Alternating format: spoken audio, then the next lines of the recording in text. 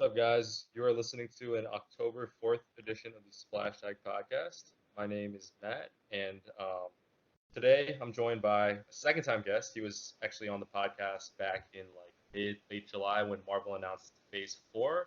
Uh, so, without further ado, today we're going to talk about Robert Downey Jr.'s legacy, and the arc of Tony Stark, no pun intended, in the Marvel Cinematic Universe because he's obviously the one who started it all, and he departed the MCU this year. And so joining me now is Chris. How you doing, man?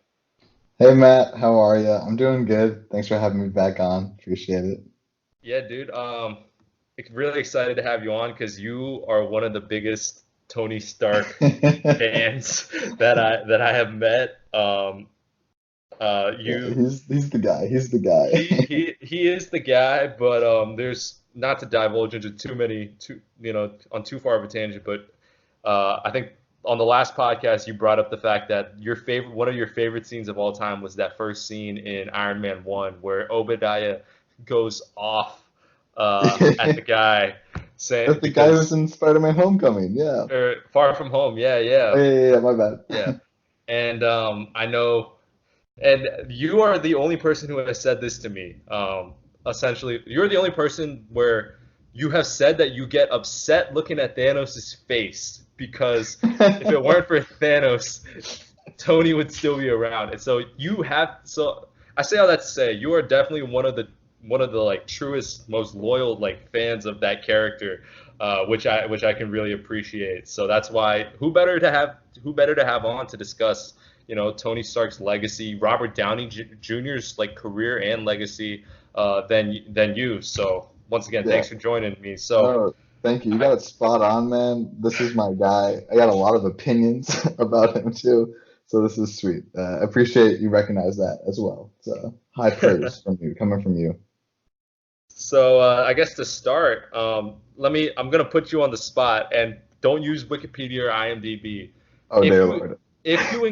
if you include cameos, how many times did Tony Stark appear in the MCU? And Okay. by cameos, I only mean where it's physically him, not like a picture. So that's no Far From Home. Okay. Okay. So yeah. So Iron Man 1, Correct? Iron Man 2, Correct. Iron Man 3, Correct. Avengers 1 through 4. Yep. Um, Definitely in Spider-Man Homecoming. I Correct. recall that. Now let's see what like he had to have been in the movie. You're missing Um, one big one. You're missing one big one. Like one major one. the Captain America Civil War. Correct. That was the major one. And then there's Yeah, one it was a tiny smaller, one, a tiny cameo. a tiny cameo.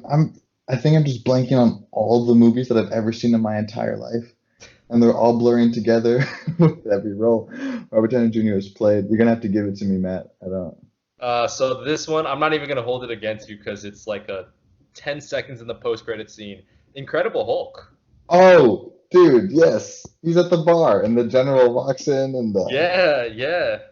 But okay, okay, so because the Incredible Hulk is such a small role, I'm not even going to count that. So with all the things you just listed, which you did get, that's nine total appearances for Tony Stark in the Marvel Cinematic Universe. And even when he's not in the actual movies, his presence just as this, very wealthy, um, influential, like leader of the Avengers, and obviously like on the side, like scientist and businessman, engineer. He's even when he's not in the movies, his influence is still very apparent, whether it's through people's suits, like just general technology and whatnot. So my first question to you is like, of the nine appearances, which one do you think is the best performance? I'm talking strictly just like the best start to finish, the one where you felt the most satisfied with the Tony Stark as a character and his arc ooh, in that movie, and that, Downey's performance, of course. that's a really good point. Or a good question. I mean, you're putting me on the spot here. I definitely want to start by stating the worst performance of the MCU. Let's hear it. Let's hear I it. I feel strongly that he wasn't likable at all in Avengers 1. I did not enjoy watching him in that compared to the other movies. I can get behind that. Yeah, he was I like can all definitely get of behind that. he was like all of the asshole arrogant without any of the charm, and you know what I mean? It was just that weird balance that you just didn't want to see. He had a couple good jokes, but I he definitely did not come off as the most likable guy. But to be fair, I think that was the whole point of it, right? Hmm. It was that it shows him starting at point A, and through the movies you see him mature a little more and more, and then get to where Yeah, obviously he ended up. But no, I hear you.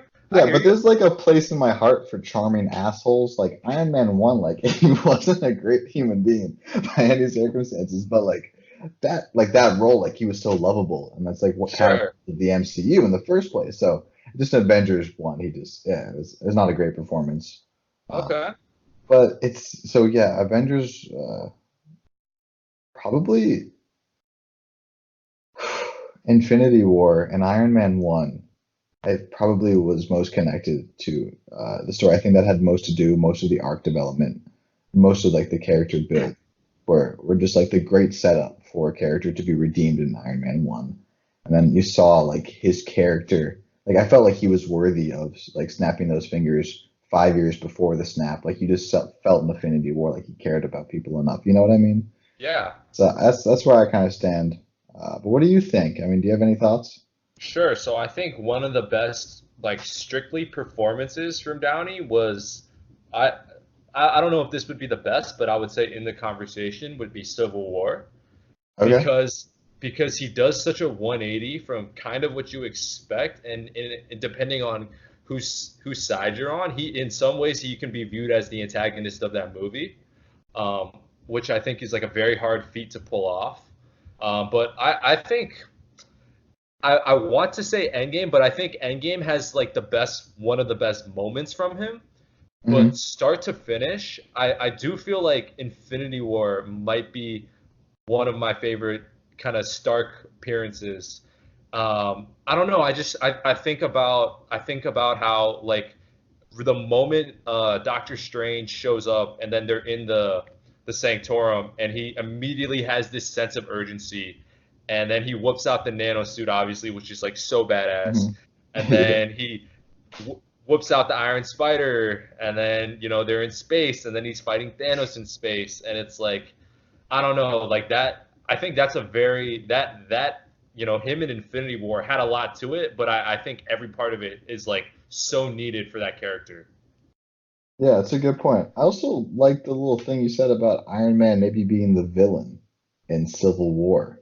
Yeah, See, I never viewed it that way before when I watched it. I wouldn't say the villain, but um, I mean that movie is structured a little bit differently in terms of protagonist antagonist, Yeah, but yeah, but I guess the idea being that like for me personally, Cap is my favorite character, right? So when I'm yes. watching that movie, I look at Tony as the issue that is in Cap's way, Dude, that's so funny. When I watch that movie, I think of Cat being the issue. and It's that's in why Tony's way. and here's the thing, And it's Captain that's America's movie. It's his movie. But here's the thing, continue. that's what makes that movie so great.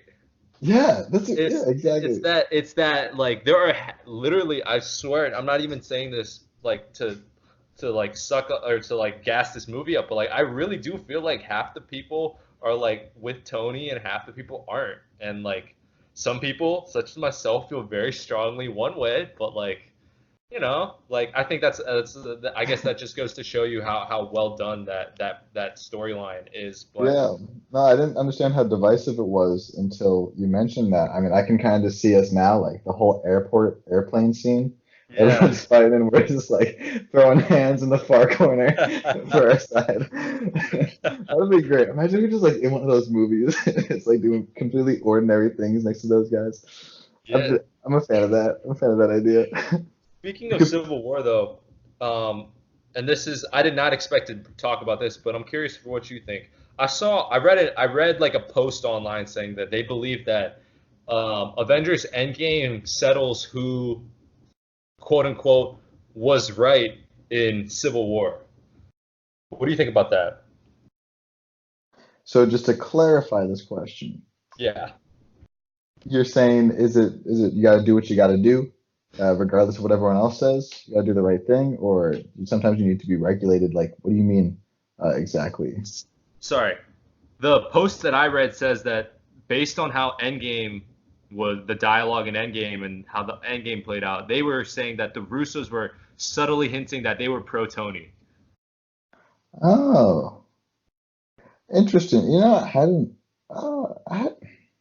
This is the first time I got to consider that. What were the points of evidence there that you read that They were suggested that?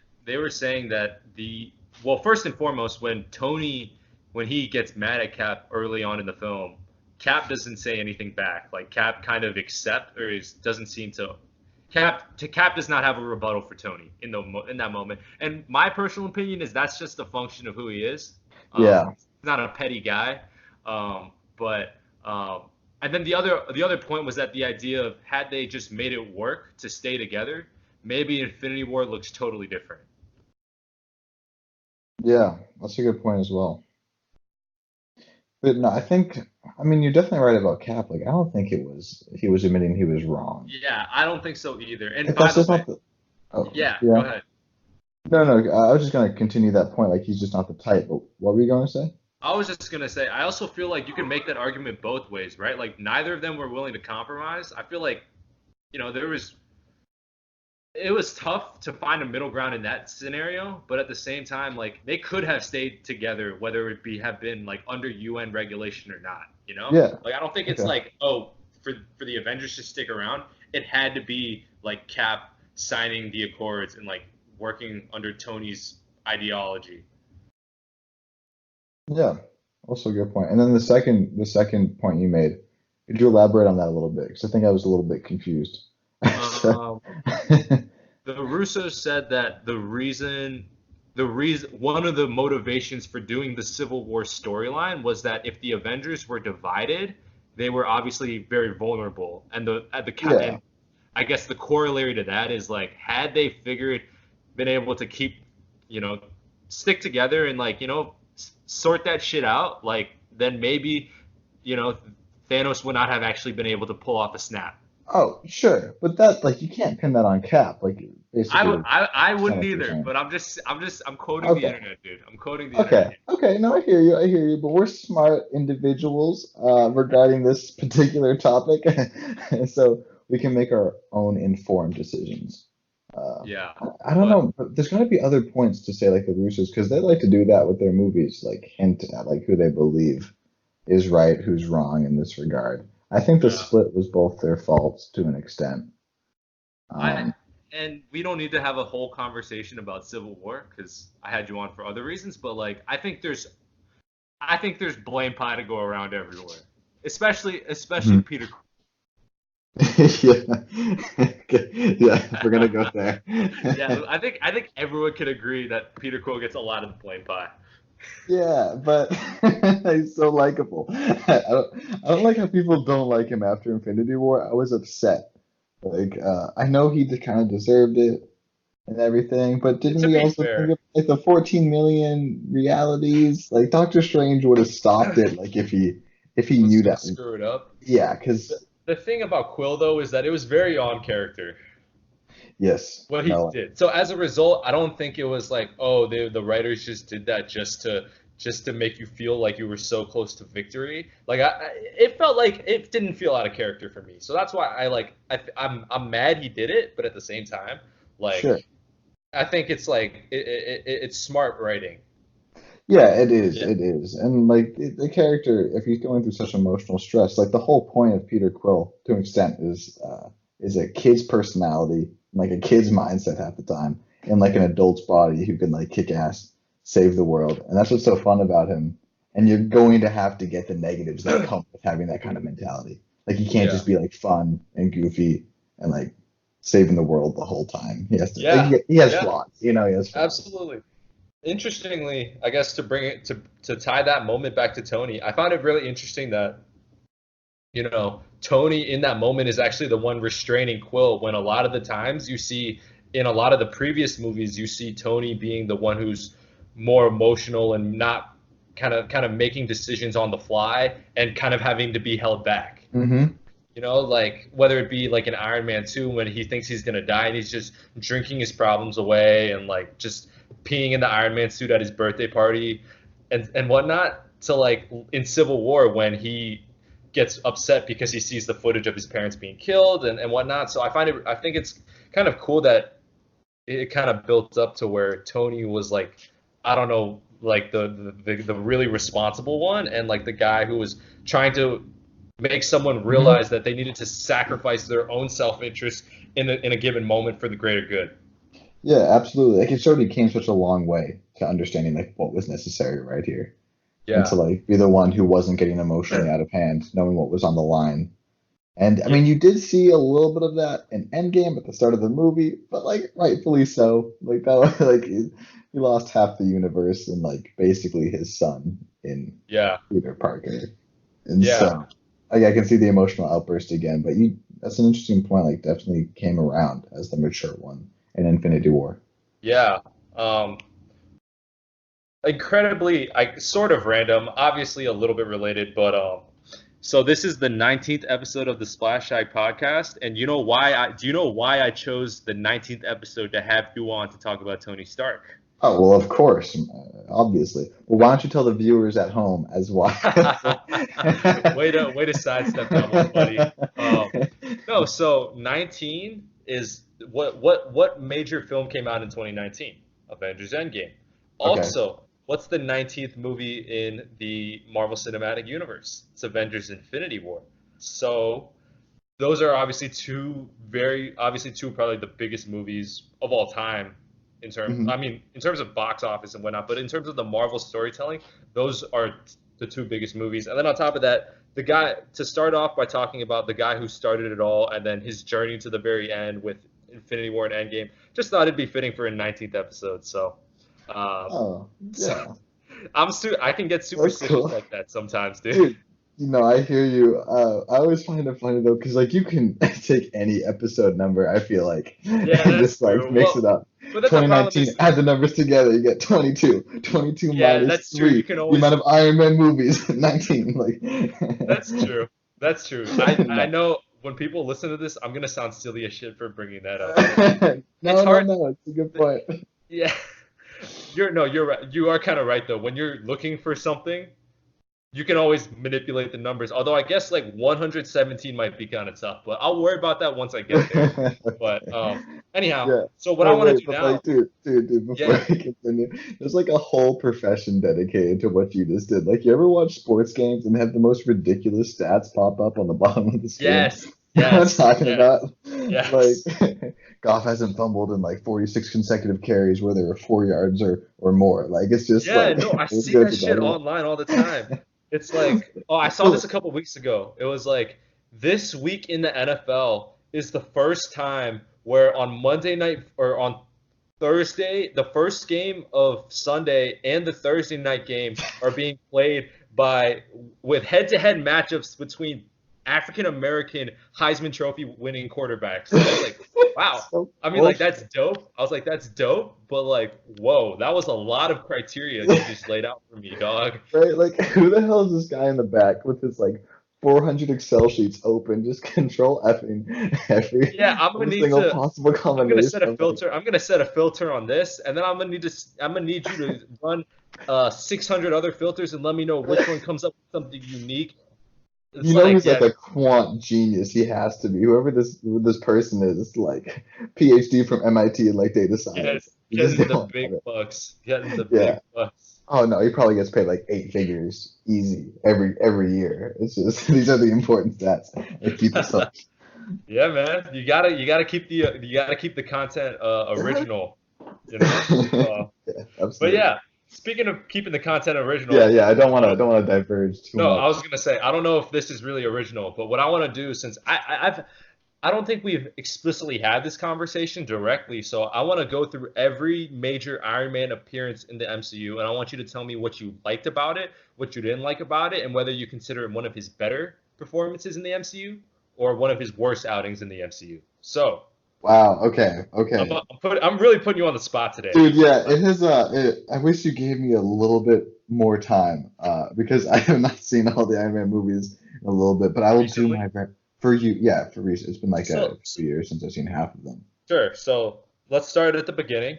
Iron Okay. Man 1. I think we can both agree Oh, that this is one of the better ones. And not only that, it was a movie that really surprised people at the time. And it started yes, off what we know now as the MCU. of So, course, of course. Well established, iconic role. That was that. That was. I had that on Blu-ray. I was ready to go. I watched that like four times the year it came out. That was like a lot for me back in the day when we weren't rewatching movies every month. It was such a good role. He was so fun, so cool. Like and the thing I like most about it, like as a little arrogant middle schooler, was like when I watched it, I didn't yeah, understand like his character flaws and how they were bad at the time. yeah, So he was being an asshole. I didn't really get it. And so I admired him for like every reason in his character. Like yeah, arc and I mean at that point just like all the cool things about him, just like intelligence, but also just like kind of like really, really confident and like in a bad way, but I didn't know. And so that was just like the role for me.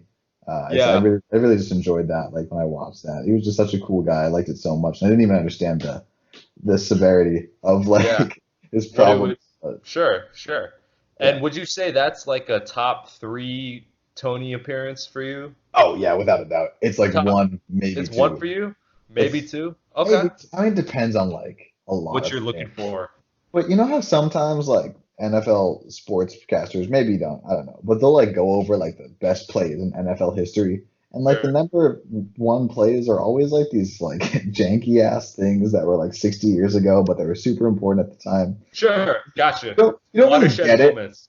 Yeah, Watershed moments. you don't really get it now. Exactly. Exactly. So maybe that's kind of part of it is just like the fact that it was the origin gives it more credibility.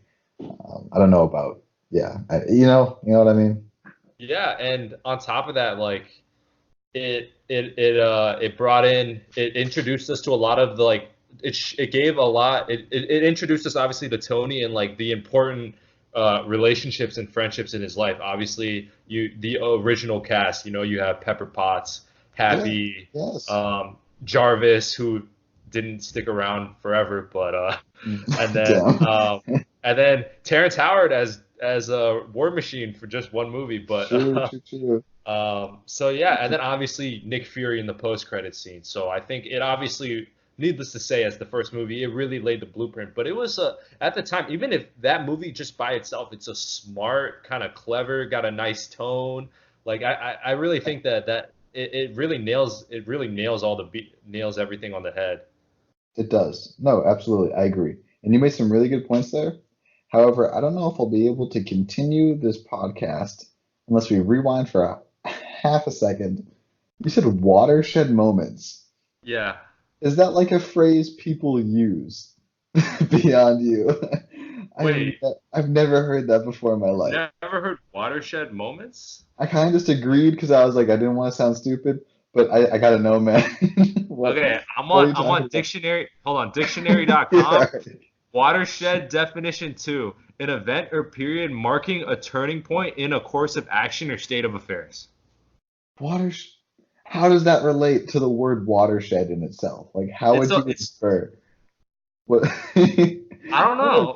Like, if you were to read that out of a book, like, you can't tell watershed moment. You know, maybe someone else would know. Not me, though. Maybe not you. Though.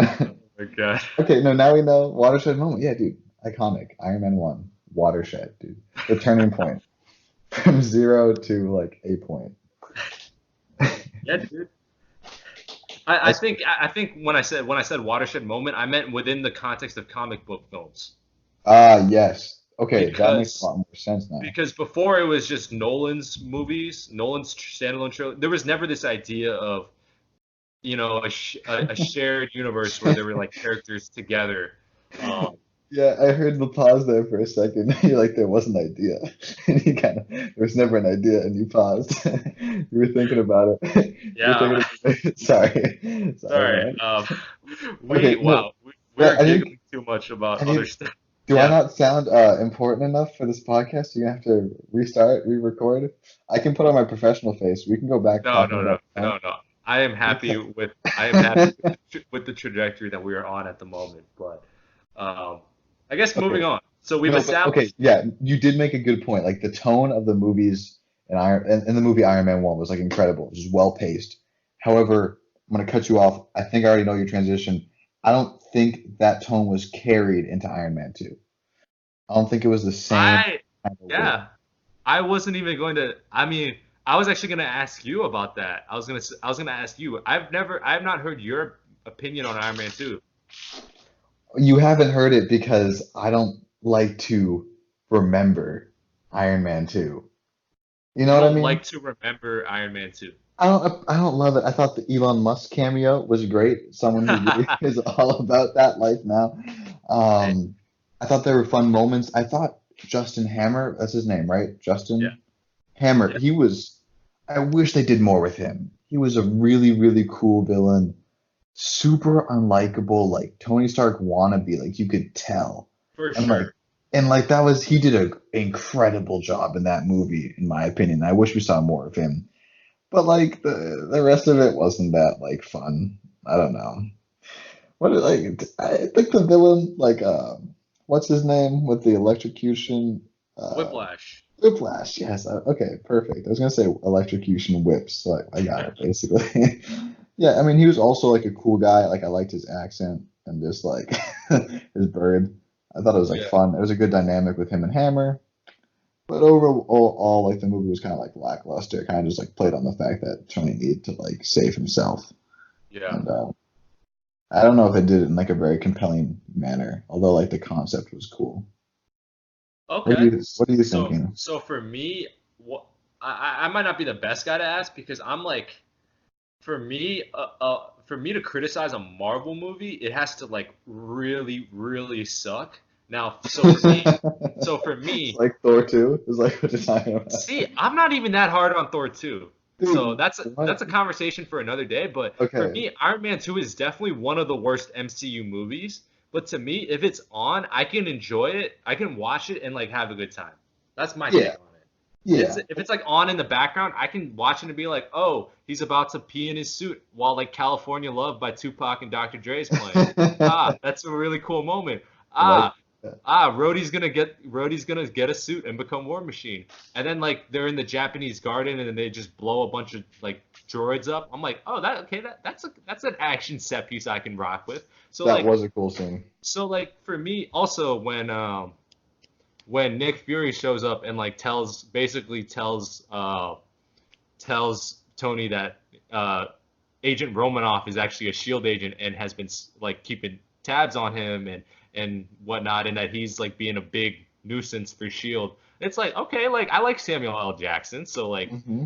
a lot of moments are like there's nothing super memorable to me in that except for maybe the line where Howard says, "My greatest invention is and will always be you." Beyond Hmm. that, like I agree with you. Nothing super memorable, but like I said, for me, I'm not a hard critic with this, so like if it's on in the background, I can enjoy it and I can watch it and enjoy it. Yeah. I think I might feel the same way. I wasn't really viewing it in that light, but you have like an optimistic attitude about it. Like, but you did preface that answer with the fact you thought it was one of the worst movies in the Yeah, MCU. that Thor 2, Thor 1. Are there any MCU movies like you can't just watch and enjoy, like the way you said about Iron Man 2? Where I'm like, if I watch it, I like don't want to watch it. Yeah, are there any? Not really. Like, so I guess another way I should preface it is I would not unless I would not like voluntarily like if I was hanging out with a bunch of friends, I would not be like, yo guys, let's put on Iron Man 2. You know? Yeah, it's Like, not really the go-to move, is it? yeah, like it's definitely not one of the ones I would go to. But like, You should um, start going to it though, just to see what the here's the reactions are. here's the thing. I've That's Iron actually, Man 2? Iron Man 2? hey, you trying to watch Iron Man 2? Yo, guy. Iron Man 2 and Yeah. chill, bro. Let's do it. Yeah. Figuring So you, that's if my take. you're hopping on Tinder or anything like that, that could be the new pickup line to go to. Iron Man 2? Iron Man Question 2? mark. Question mark? God, that will get me. this is pushing it a little bit in terms of the podcast, but that would get me that would hurt my chances, I would imagine. Yes, Uh, yeah, yeah. But but well, okay. never know.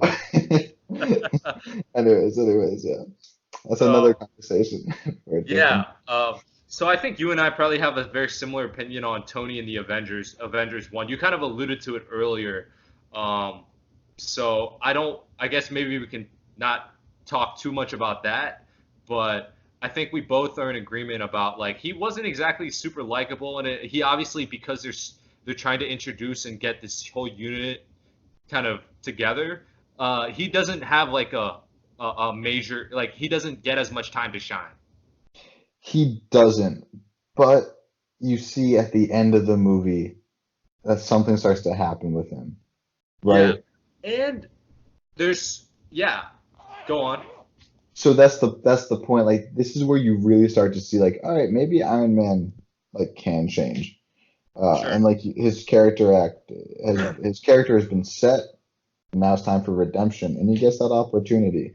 And he didn't really do much to show the emotional maturity throughout the movie, which is why I didn't love his role in it.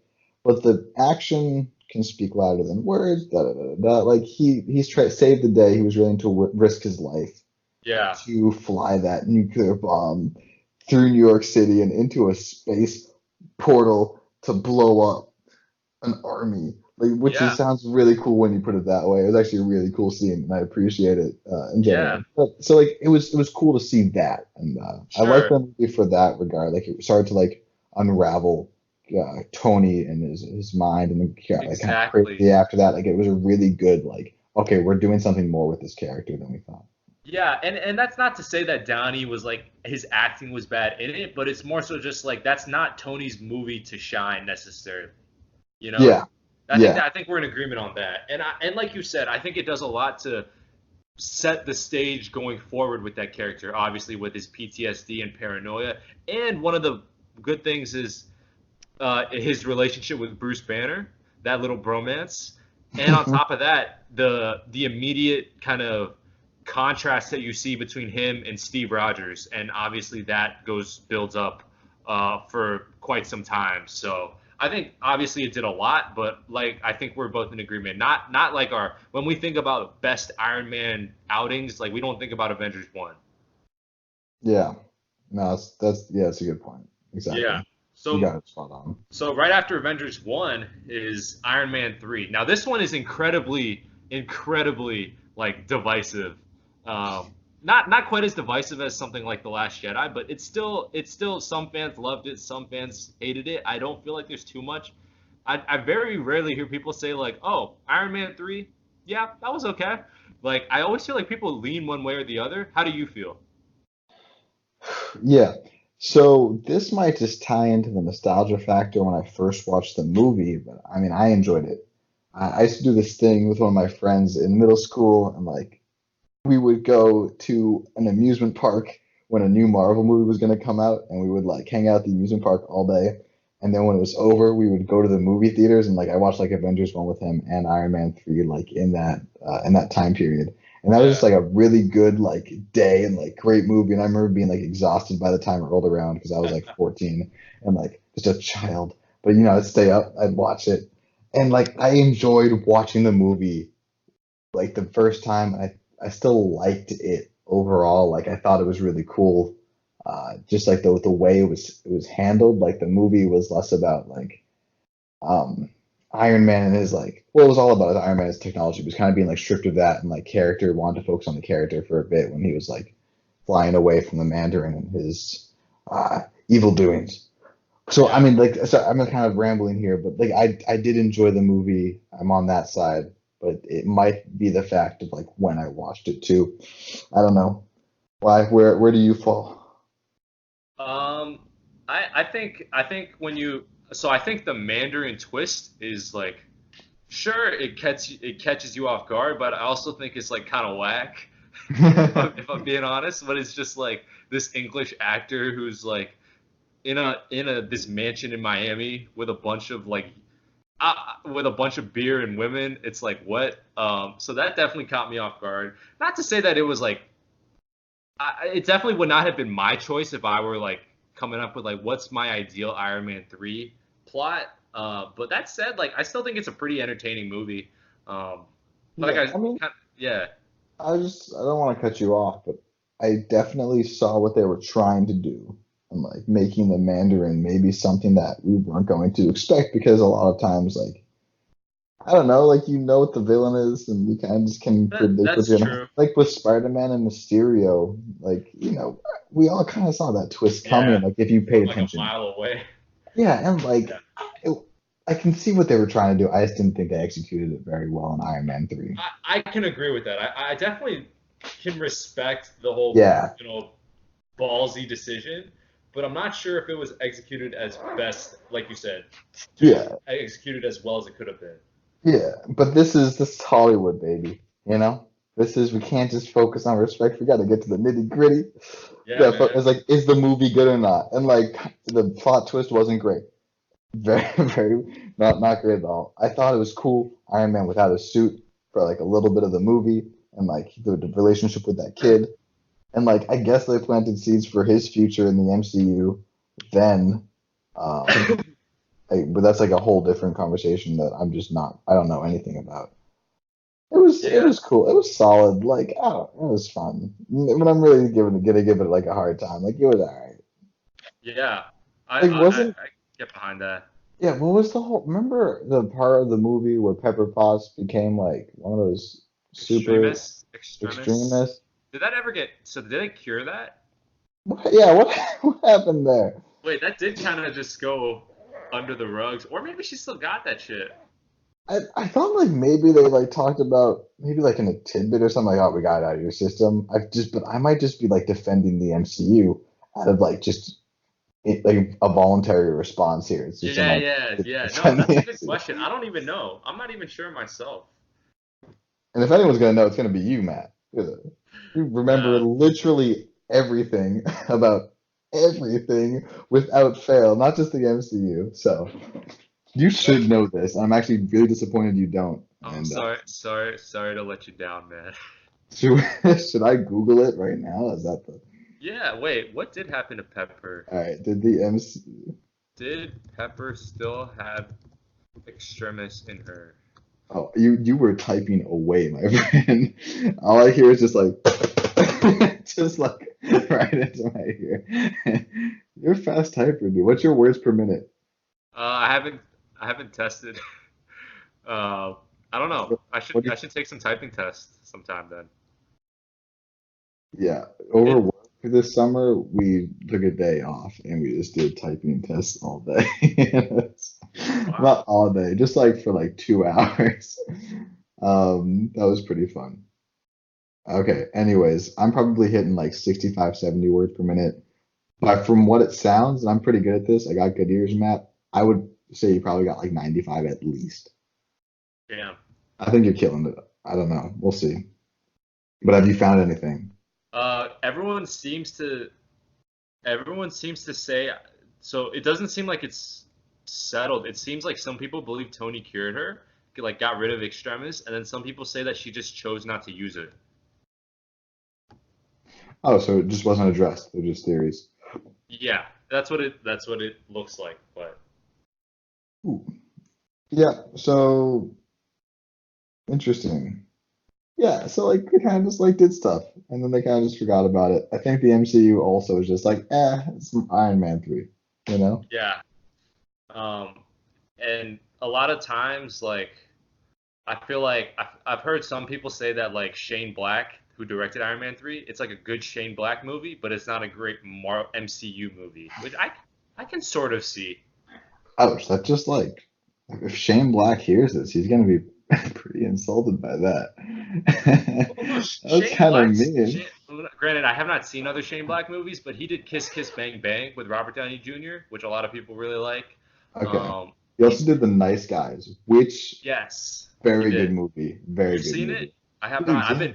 I've been meaning to see it for like 3 years, dude, Okay. but He I also just did haven't gotten around to Lethal Weapon is a classic. I don't it. remember it super well, but if we called my dad up right now, he'd talk about it for 60 minutes, easy, without Shane hesitation. Black. I have not seen anything from Shane Black outside of As Iron Man. good as it gets, dude, Iron Man 3 doesn't come close to half these movies. He's I killing know. it. He's so I'm looking at his filmography as a director. It's Kiss Kiss Bang Bang, Iron Man 3, a TV movie called Edge, and then The Nice Guys, and then The Predator. And then he was an actor. Okay. So he also was in some So he's maybe he was just in some of these movies, didn't direct all of them. no, the ones I just listed he directed. But Okay, then okay, okay. he has other stuff that he's acted in but was not like a director for. Okay. Yeah, Yeah. interesting. Yeah. I guess I just need to learn more about this guy because he seems like he's got quite the repertoire. Well, you've seen more of his movies than I have, so uh so not to drag things out too long, I'm gonna go the next couple ones. Let's do a quick speed round, quick points. Age of Okay. Ultron. What do you Ooh, how do you feel about Tony in Age of Ultron? Because I'll save my thoughts for after you. dude, I don't have a lot of thoughts about that. Just because, like, what did he do in that movie? Like, he got upset, like, at the end, right? He he And made then, like, Ultron. well, He made okay. he made Ultron. Okay, dude. Whoops. So Okay. no. Sorry. So he makes Ultron, and obviously that causes a lot of problems, and then that sets up a lot of tension for between him and Cap, which obviously the whole movie is a big precursor for the events of Civil War. But he creates Ultron, and then he also has the balls to create Vision despite creating Ultron already, Which was wild. Yeah, which I just was want to let all your viewers know this is very important. yeah. I did, in fact, know he made Eltron. I did. I just kind of it slipped my mind for a second. I was thinking more in terms of character arc. Yeah, no. But Okay, I no, guess but to that's the big continue. development. I think that's the big thing he does. Yeah, Um, you're right. That's the thing he does. He makes an evil robot and the he's just thing like is, can't stop it. And he's like, I'm gonna make a less evil robot and the nails it thing on the second is, I think that persistence. what's really interesting is that Ultron's AI is modeled after Tony's. Hmm.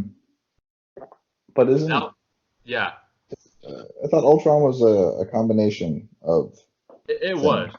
It was. It was a combination of No, it wasn't Jarvis. It was designed. It was using Loki's scepter, and then some stuff that he and Banner were working on. Plus, it was based off of because it was based on his security protocol, dude. Oh yeah. Interesting. So what are you trying to say? Well, no, one of the points that Wanda brings up in the movie is that the reason why Ultron thinks he's the hero, but is doing things that might not suggest so, and she says to Cap, she says, "Where do you think he gets that from?" And then that's when Cap's like, "Oh shit." Ah, And yeah, that's that's actually no, a good point. and the reason that's significant is because they're having that conversation as Tony is in the lab building Vision. So they're really worried that Tony's about to build something even worse. Yeah, and Yeah. that's a good point. And it's not even intentional on Tony's part, but like just to have that complex, like you think you're doing the right thing, but just because you're the smart guy doesn't always mean you're doing it right. Yeah, It's a but good point. It's a good point. I never thought of it that way. but You're right, but the balls on Tony to build a second robot after he just fucks it up yeah. so bad. Um, An Avengers level threat in Ultron, which he makes himself. That's wild. Yeah. yeah. So I guess moving on from Ultron, I think we both hit on. We've already talked about Civil War, so we both think Downey's pretty incredible in that. Um, Yeah, he did great. He did great. And so like you can see like the recoil that from yeah, from Ultron and all Ultron. these years of him being Iron Man. Yeah, he So realized he made the mistake and he's he just was trying trying to to do course everything he correct. can. Yeah, he's like, I Yeah, really can't operate by myself. Like I need a government to let me know what to do. And Cap's like, no, like I can still function as a human being and make rational decisions, Tony. I don't need the government. Right? yeah. Basically. Okay. Um, On the same page. and then Homecoming.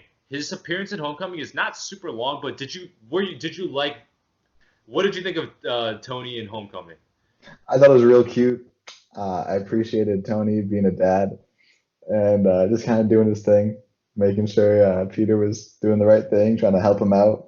I really liked Iron Man in that movie. Like he kind of took on like a new type of character for me, and I think that like was really just like catapulted him into that last section of his character arc. Was Yeah. just like now I really care about other people, and I want to make sure like everything is like all right, and like he cared so much about Peter like the whole time. I just thought it was nice. It's Yeah. fun to have that. Um, I can agree with you on that. Like, for actually, I'm not gonna lie. Early on in the movie Homecoming, I remember thinking like, "Yo, he's being too overly protective." And then there's that line he drops when he's like, when when Peter says, "But I'm nothing without the suit," and then he says, "If you're nothing without the suit, then you shouldn't have it." And I was like, Mhm. "Damn, great line delivery." I'm on Team Tony as opposed to Team Yeah, Parker. That was yeah. that was the moment where I was like, you know what? I think Tony's got a point. And then especially to transition into the next appearance, especially in Infinity War. When I first watched Infinity War, I was like, yo, why is Tony got to be so difficult about Peter like trying to help him out? And then I thought about it. I was like, wait a second, why the fuck is a dude, a high school kid on Titan? Yeah, exactly, You exactly. know? It makes no So sense. Well, I mean, like to Tony, like it totally will make sense in the sense where he's to just trying to us, protect it him. makes sense because we want Spider-Man to be like Yeah, Thanos and whatnot. Spider-Man. But when we think about it, like the actual situation, I was like, damn, Tony's got a point. Like, why he should be like, friendly neighborhood type of shit, not outer space. You know? Yeah, I think the line was like Tony's like everyone thought I was crazy for recruiting a 14-year-old kid, Yeah. and like Yep. he didn't want them to be right about it, you know? Yeah. And then to kind of talk more about like Tony in Infinity War and Endgame. One thing that I thought was really cool was that obviously everyone naturally appears at his funeral because he was the one that snapped and kind of you know got rid of this looming threat. But Hmm. what's really interesting is if you think about it, every character except for like except for Hope Van Dyne, aka the Wasp, has basically interacted with Tony. Like, if you think about it, the Marvel universe is kind of broken up into different kind of areas, right? Like, there's the Earthbound heroes, there's Wakanda, and versus the Avengers, there's Spider-Man, and then out Hmm. in space you have the Guardians and the Asgardians and whatnot. But Tony really is the one that did get to actually. He was kind of a thread through everyone, if you think about it, Yeah, which I that's think a really good point. yeah, like obviously he's notable because he's the first. He started the MCU. He was like the money and the brains behind the Avengers. But like at the same time, if you think about it, like like for instance, I'll give an example. Captain America never actually interacted with Peter Quill. He never met Peter Quill. Um, they were at the funeral together, but they had no relationship, right? But Tony's Sure. one that actually had relationships with everyone that was like at the funeral for the most part. Yeah, and that's like a really important part of his role. Like if anyone could do that, it would have to be him and like this He's the portrayal of him. Godfather, man. He's the Yeah, Godfather. Yeah. exactly, exactly. So Yeah, yeah, go ahead. no, I just never even viewed it in that light, where he kind of brought everything together. And I mean, although he didn't bring the Avengers together, he definitely kept them there. Yeah, and Kind like of, you can appreciate that even more. And that takes like a whole lot just to command that much respect in the first place. Just to yeah, have people kind of like want to work with you on all parts of the universe. That's pretty cool. That's pretty cool. Good point, yeah. man. And then this is unrelated, not unrelated, but this is a piece of trivia that my little brother actually shared with me.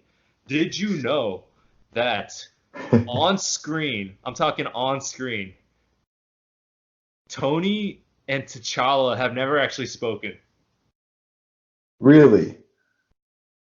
which is crazy because they're on the same side What? during Civil War, but I assume that conversation just happened off screen. Which, you know what I will say? This is the first time I guess I'm being critical of Marvel on my podcast.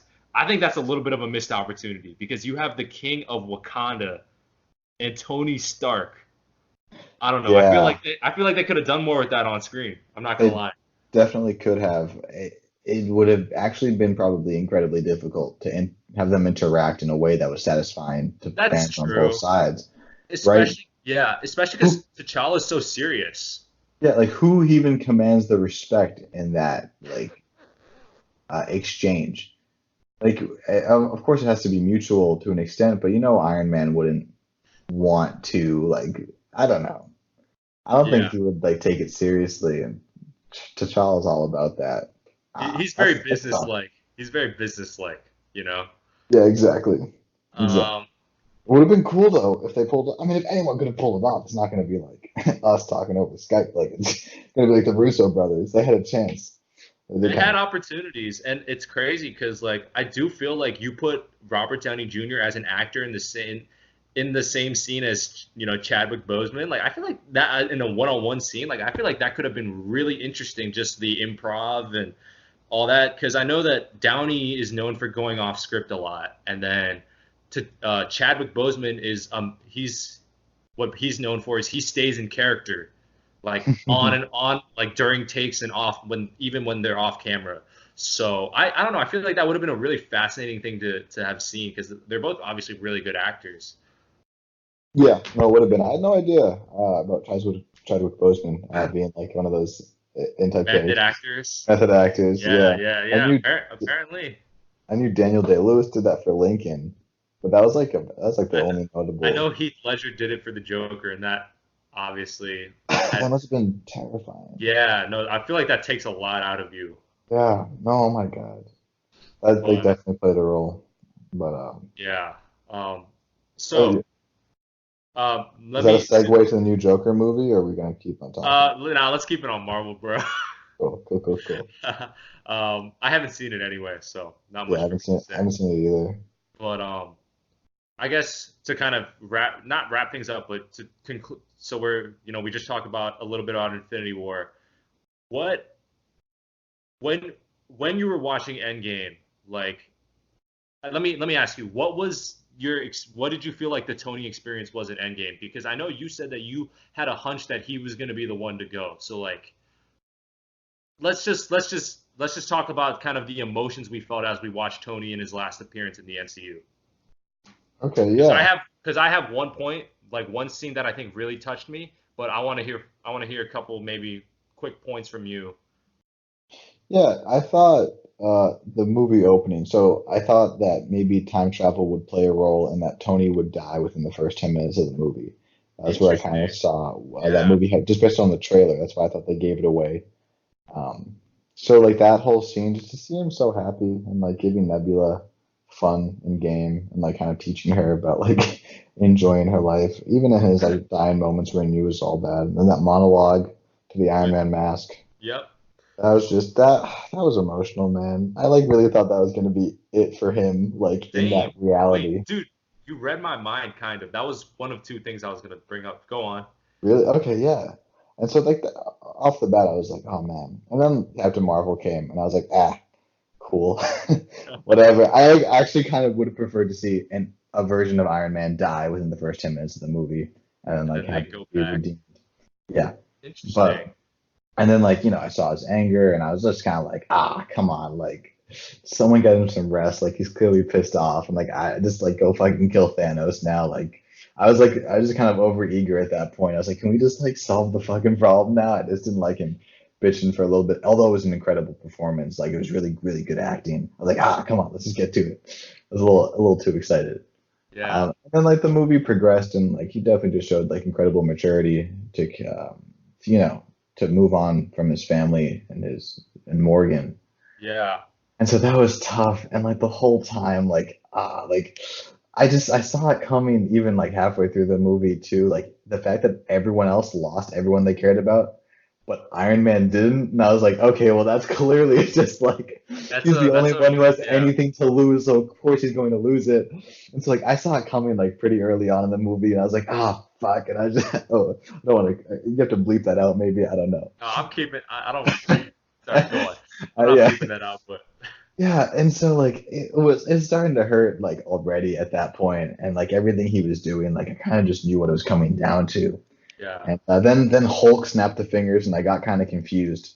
But then just like Thanos and his whole squad pulls up, and Yeah. it's man. And then by the end of it, like it was so tough, and like I kind of felt it coming, and like it was still beautifully done, and I'm really glad they did it that way. And like at no point did I feel like it was obvious, but they just did it in a really good way, and they snapped the fingers, and I was crying like a child at that point, like before the funeral even hit. Like it was too much for me to handle based on the past 10 years of my life and Yeah, just like man. caring about a character so much and just like watching him grow kind of the same way I was maturing as I grew from like a teenager to a Yeah. young adult on the wrong side of my 20s. So I don't know. And it was really played out beautifully, and just like the outro with his monologue and watching over everyone else, like that just like it sucked, man. Like in the, it was a beautiful, beautiful moment. And just like, come on, like, stop making me feel so terrible. Like you've done enough. You've done so much already. And but they really just kept on pushing it and made me feel even worse and worse. And I Yeah. mean, I was just so emotionally attached to the movie. By the end of it, I thought they just played it perfectly. Um, Yeah. I was a Um, big fan of Endgame. Yeah. yeah, for sure. I guess the one thing I was thinking that you didn't quite touch upon was one scene that made me really emotional was when him and Cap are back in the 70s to retrieve more pin particles and the Tesseract, Hmm. and he gets to talk to his dad, and Mm. then his dad is kind of reaching a point in his dad's life at that time where Tony is already at. Um, and obviously, it's been well documented, it's well known, like he didn't have the best relationship with his dad. So the fact that he got to have closure in some ways, um, Yeah. that really got to me. And I think in that moment, I should have realized that this was a goodbye for Tony, but I was just Oh so caught up in man. the moment that I didn't like. Yeah, yeah. I wasn't thinking like, oh shit, he's gonna go. Like I was just so caught up in the moment. I was like, damn, that's really emotional. Yeah, that's a good point. That's a good point. I mean, it didn't like point to his death by any means. Just like you could tell Sure. like his character was like everything that he needed to do to like become satisfied with his life or rest, whether it was just like after his death or not. Like it was coming together like in that scene. Like you could Yeah. tell. That was the last of it, really. Like his Yeah. character really come together. All he needed to do was act on it to prove, and that was the snap. So, Yeah. And I mean, we could talk for hours and hours on Endgame. Matter of fact, we have. It just wasn't being recorded, if I'm being yeah. honest. Yeah. But We should just start recording that I in the middle of Roots, but yeah, I just want to spend a couple minutes before I let you go, to talk about to just not even like necessarily discuss any questions or anything, but I think I personally, and I want to say this, like I'm glad that I could get a chance to say this on the record, but like to me, I think that Robert Downey Jr.'s career, or not career, his life and his legacy in a lot of ways, it's so meta to me how a lot of the times I see it's very parallel to that, the same, the legacy and the journey of Tony Stark. And obviously there's, differences and, there's small differences, but when I think about it, like in 2005, Robert Downey Jr. was considered to be damaged goods, like hmm he was in jail. It looked like he was obviously struggling with addiction and whatnot. And then he gets out, and I've seen this interview where he tells like some interviewer asked him like, what do you plan on doing now? And he's like, I actually don't think it's like that tough to change these things, like these struggles that I'm having. He says, what I think is hardest is to actually decide that you'll commit to it. And I don't know, it's just like super inspirational. It's a video. I should send it to you sometime. But absolutely. seeing what I'm saying is seeing 2004 Robert Downey Jr.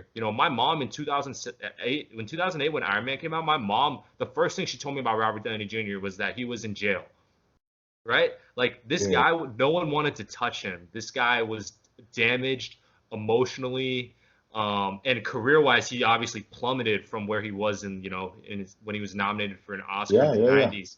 So I say all that to say, it's crazy to me. Like I know everyone says literally that. I know everyone says like, oh, Tony Stark, or RDJ is literally Tony Stark, but like literally, like there are actually so many parallels between the two, and just the journeys that you can kind of the journey and the overall, the overall arc of both Robert Downey Jr.'s career and Tony in the MCU, I think is really inspirational because like there were times where it was the end. Like there was no way that it really was the end of the line.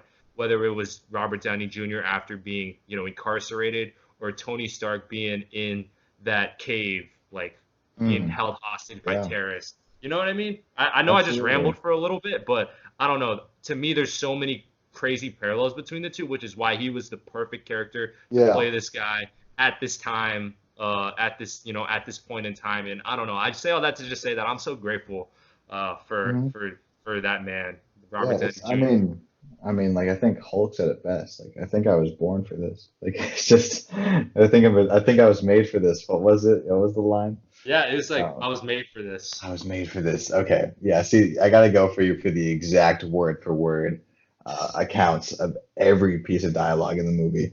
But no, you did make an incredibly good point.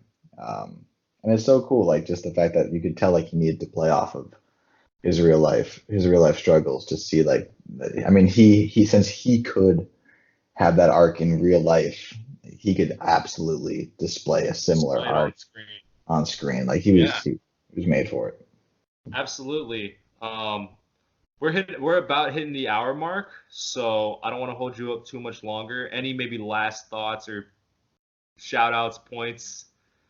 Dude, I love Robert Downey Jr. I can't wait to see him again in like another movie for like I'm Sherlock sure like Holmes 3? Sherlock Holmes 3? Sherlock. It's not what I was thinking about. Okay. Oh no, I was just thinking like another MCU movie because he'll be back in at least one, You right? Isn't that you the think so in concept? a cameo role? I think so. Yeah. Okay, fair Yeah. enough. No, We'll I think see, I we. guess. We'll Yeah, see. I think it'll be cool just to see him again. But like, I'm really glad like he's gonna move on from the MCU.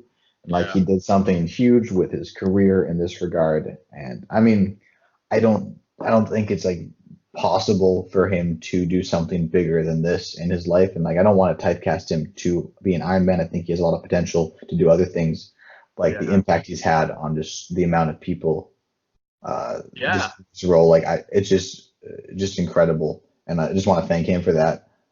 But I also wish him luck in his future endeavors because he's such a good actor. He's gonna fucking kill it in whatever other roles he's got. I'm gonna watch all of his damn movies in theaters. Support the hell out of him.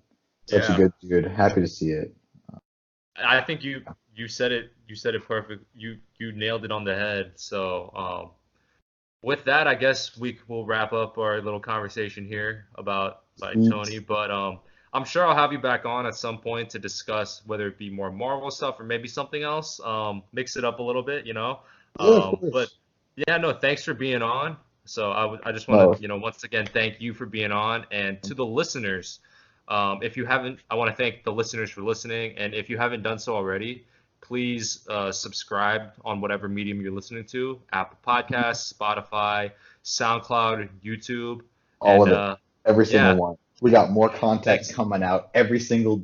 No, just kidding. Thanks, Matt, for having me. I No, appreciate thank you. Thanks so much for being on, Chris. I'll chat with you soon. it. Yeah, absolutely, man. It's good talking. Have a good